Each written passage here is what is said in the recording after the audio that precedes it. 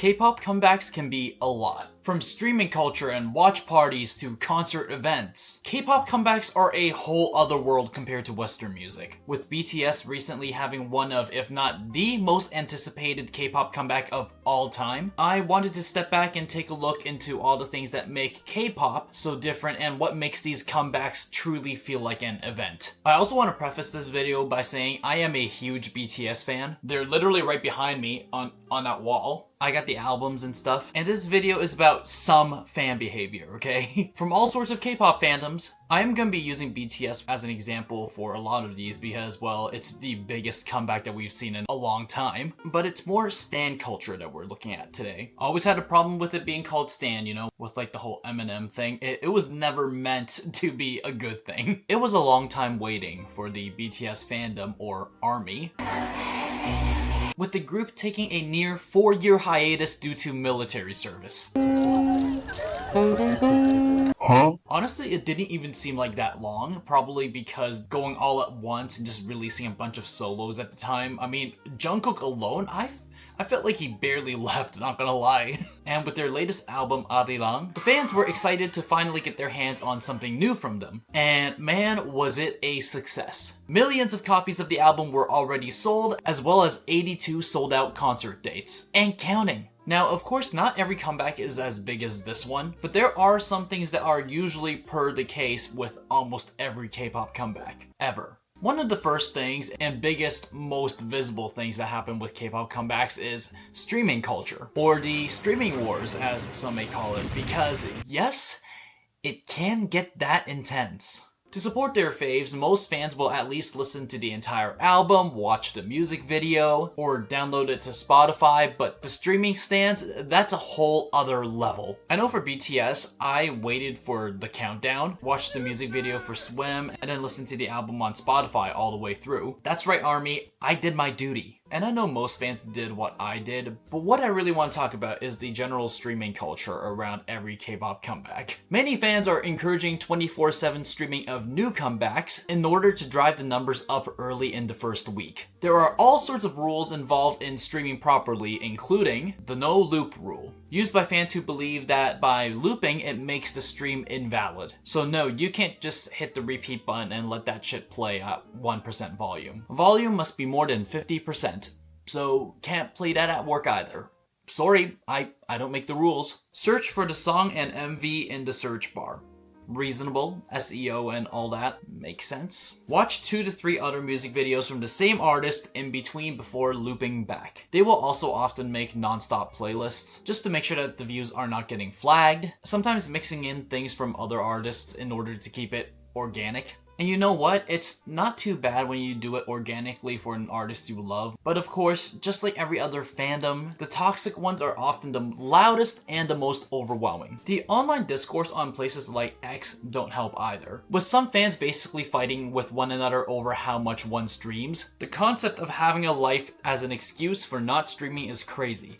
I am currently studying for the hardest exam of my academic career at the library from 8:30 till 8:30, in class till 10 p.m. And I stream the MV during my 5-minute pee breaks. What's y'all's excuse? Yeah, my excuse is I'm actually prioritizing my education and my actual job. But that's actually crazy, okay? I'll say it right now. Most of us K-pop fans out there are not like this. If you're a fan and you want to support by streaming, just stream whenever you feel like it. Don't turn this into a job. Not unless your job is to run view factories, okay? But yeah, many fans have talked about streaming during school or work. Look, love your idol all you want, but to put your education on the line is insane. Another thought I have too is if you just spam stream every single song on an artist's album, how are they supposed to tell if their new song is actually good or not? Like, how are they gonna get some proper feedback? What if the worst song on their album got as much streams as the best one? Then they won't be able to tell which songs are working and which songs aren't. I also find it so funny that number 29 by BTS peaked at number 11 on the Billboard. And that's a track that is literally just a fading gong. I've actually been playing this song in the background at full volume the entire video so far. Honestly, love it, okay? Go off, ARMY. When it comes to K-pop comebacks, the companies often spare no expense when it comes to marketing. Cities around the world, including New York and London, feature drone shows and lit up landmarks to promote the album. That's actually kinda sick. There were also Spotify cruises and all that. And sometimes fans will just shell out the money to promote their faves, like spending countless dollars on Times Square billboards to promote a new comeback or their fave's birthday, and even K-pop protests. Often these are quite cool to see, but I'll always remember that one Jin one that they did at the Incheon airport in Seoul. Like, why did they do my boy like that? Like, it's giving hello Dubai. Idols would also often go on multiple variety and talk shows, often doing one-off performances as we've seen with BTS with Jimmy Fallon. Speaking of BTS on Fallon, did you hear about the whole racist thing that happened? Some MC, staffer, whatever on Fallon made some off-camera joke about them being North Korean. The fans who went to the show are all online complaining about it, and as they should. It's 2026. Do better. Good God. At the same time when they were in New York for The Tonight Show, chaos happened a few blocks down in Times Square. Rumors were started that BTS might be performing a surprise concert in Times Square after their billboards were seen in the square with the TSX Broadway stage doors open, which apparently is very rare and is saved for only big events. People also started noticing that there were barricades that looked like they were getting ready to be set up. I've been to Times Square before, okay? They have those things everywhere. Hundreds if not thousands of fans flocked to Times Square hoping to catch a glimpse of the surprise BTS concert that never was. In fact, Times Square themselves had to put out a sign saying, "There is no BTS concert in Times Square today, / at all." I love how they had to specify it because otherwise these fans might come back tomorrow. No!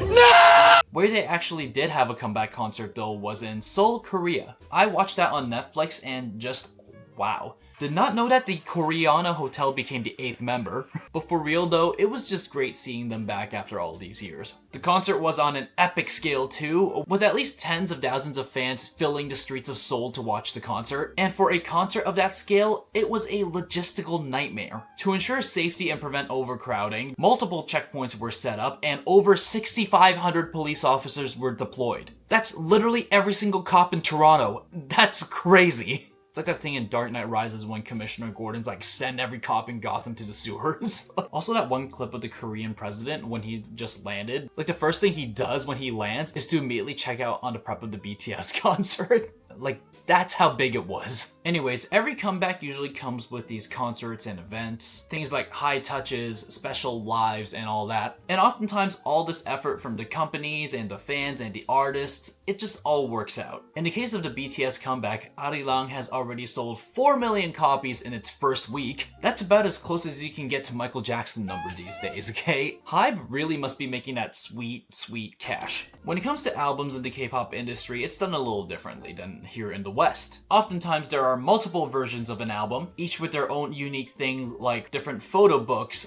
photo cards. Fans will often buy multiple copies of the album or engage in photo card trading, all in hopes of collecting their ideal final versions. There is so much I can say about the photo card culture in K-pop that it could easily be its own video. And many times, album purchases will put you into a sort of lottery to win a chance at an awkward 2-minute fan call with your favorite idol. Those are like 98% of the time secondhand embarrassment. Can you call me mommy? Mommy? Yeah. And I just can't possibly do it, okay? Like, what am I gonna say on a FaceTime call with Twice? Nayeon, do you like spoons? Oh, thank you. Fan calls? That's also another video for the future, okay? Editor, put that down. But yeah, with new comebacks usually also come new merch. For BTS, they have a new Army Bomb light stick. They also came out with a new light stick bag. I'm just gonna put it up here, okay? This is what it says. Can you imagine just bringing that through an airport? Oh, TSA is not gonna be a happy camper when they see this. Or just even bringing it into a concert, okay? Like, who was the one who designed this? BTS and their team, they're usually pretty good with merch. I don't know what happened here. But yeah, artist comebacks in Korea are usually a whole other ball game. And if you're new to K-pop, it might be very overwhelming and hard to understand. There's all sorts of rules that all these fandoms have, and even as a longtime fan myself, it can be overwhelming sometimes. Quite often, actually. No matter how you support your favorite artist, I'm sure they'll appreciate it. Don't go stressing yourself out over streaming culture, okay? Like, you think Jimin wants to see you looking like that? Anyways, I really want to hear about what your experiences are with fandoms down in the comment section down below. Especially K-pop ones, okay? Because a lot of those truly are fascinating. Be sure to hit like, share, and subscribe, and I will see you all in the next video, okay? Peace!